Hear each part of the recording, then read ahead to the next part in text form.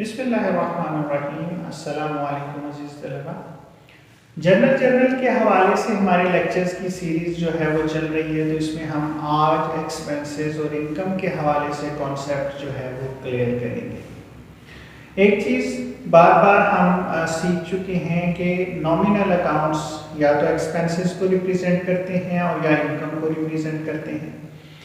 Expenses हमेशा debit होते हैं और इसके लिए पेड का लफ्ज़ आता है। जब आप अदा करते हैं तो ये एक्सपेंसेस कहलाते हैं और जब आप रिसीव करते हैं तो ये आपकी इनकम कहलाती है।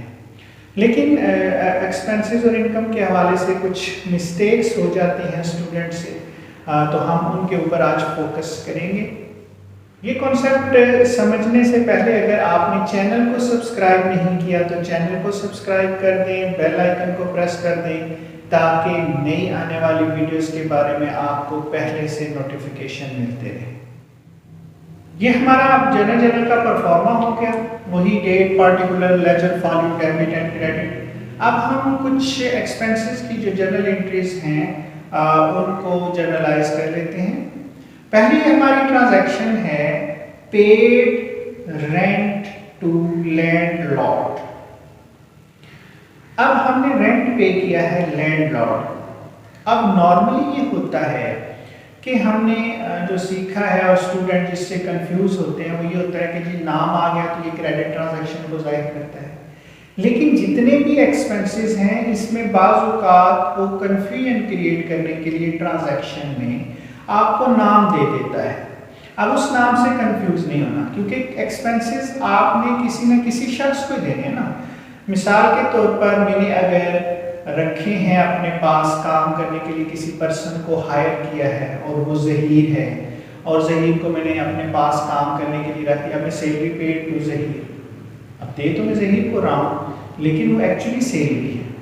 मैंने बिल्डिंग रेंट पे ली हुई है जैसा कि इसमें है, और तो रेंट जो है वो बिल्डिंग को तो नहीं दूंगा ना, रेंट बिल्डिंग का जो मालिक होगा उसको दूंगा, उसको कोई नाम नहीं होगा। तो ये किसी न किसी शख्स को अदा की जाती है। और दूसरी चीज़ जो आपने याद रखनी है वो ये है कि इनकी अदायगी हमेशा कैश की सूरत में होती है। तो अब हमने रेंट पे किया है तो हमने लैंडलॉर्ड को देना था ना, तो लैंडलॉर्ड नहीं लिखा जाएगा बल्कि हम एक्सपेंसेस का नाम लिखेंगे। तो हम यहाँ पे लिखेंगे रेंट, ये हमारा डेबिट हो जाएगा, और जो कैश अकाउंट है वो हमारा क्रेडिट हो जाएगा। ये हमारी अमाउंट आ गई 10,000 रुपीज।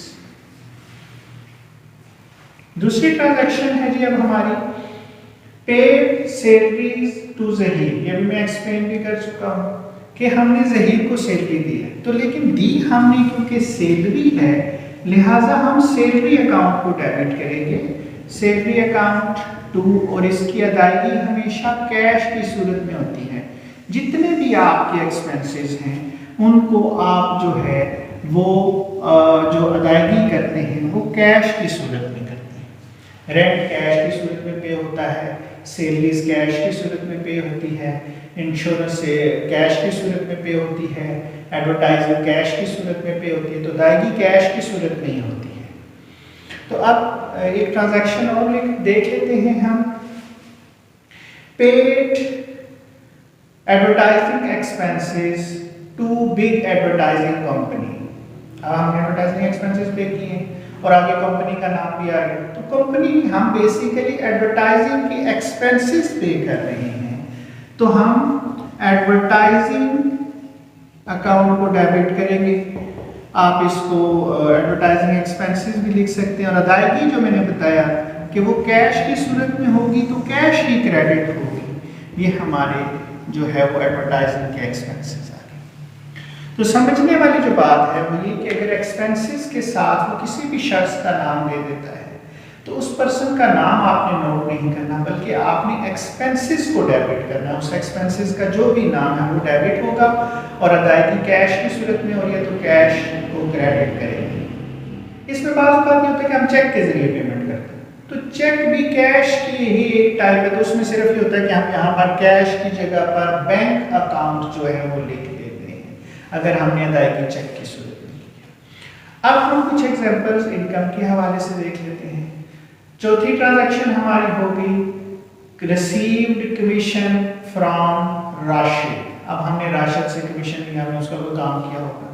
अब ज़ाहिर है जब हम काम करेंगे तो वो भी हम किसी शख्स के लिए करेंगे, तो उस शख्स से हमने पैसे जो है वो ले लिए। रिसीव्ड आ गया तो रिसीव्ड का मतलब हमने कैश जो है वो वसूल कर ली, तो कैश मेरे डेबिट हो जाएगी। अब यहाँ मैंने नाम उसका क्रेडिट नहीं करना, क्योंकि मैंने उससे पैसे लेने नहीं थे, मैंने उसका काम किया और उस काम के अगेंस्ट मैंने पैसे लिए हैं। तो कमीशन का जो अकाउंट है वो जो है वो क्रेडिट हो जाएगा, जो भी मेरी अमाउंट है। यहाँ पे हमारी अमाउंट थी 10,000 rupees. Received dividend from A and company. हमने ए एंड कंपनी में इन्वेस्टमेंट की हुई थी, वहां से हमें डिविडेंड मिल गया है। अब रिसीव्ड कर लिया तो हमारे पास कैश आ गई। तो ये कैश हमें जो है क्यों मिली है? ये कैश हमें मिली है डिविडेंड, जो हमने इन्वेस्टमेंट की थी उस पर हमें जो प्रॉफिट है वो मिला है। तो डिविडेंड को जो है वो हम क्रेडिट करेंगे। तो यहाँ पर भी ये ध्यान में रखना है कि जितनी भी एक्सपेंसेस या इनकम होते हैं वो हम उनको अदा या तो किसी शख्स को कर रहे हैं, या वसूल भी अगर कर रहे हैं तो किसी शख्स से वसूल कर रहे हैं, तो उसका नाम नहीं लिखना, क्योंकि जो नेम होता है, जो पर्सनल अकाउंट होते हैं, वो या डेटर्स को रिप्रेजेंट करते हैं या क्रेडिटर्स को। डेटर जिनसे हमने कैश वसूल करनी है और क्रेडिटर्स जिनको हमने कैश अदा करनी है। तो ये जो आप एक्सपेंसेस हैं ये आपकी लायबिलिटीज नहीं है या ये आपके डेटर्स नहीं हैं, बल्कि ये आपके एक्सपेंसेस और इनकम है। तो लिहाजा उस शख्स के नाम लिखने के बजाय आपने एक्सपेंसेस का जो भी नाम है वो लिखना है, उसको डेबिट करना है, और अगर इनकम है तो इनकम के नाम को आपने क्रेडिट करना है। तो उम्मीद है कि ये एक्सपेंसेस और इनकम का जो कॉन्सेप्ट है वो आपको समझ में आ गया होगा। वीडियो अच्छी लगी है तो इसे लाइक जरूर कर दें।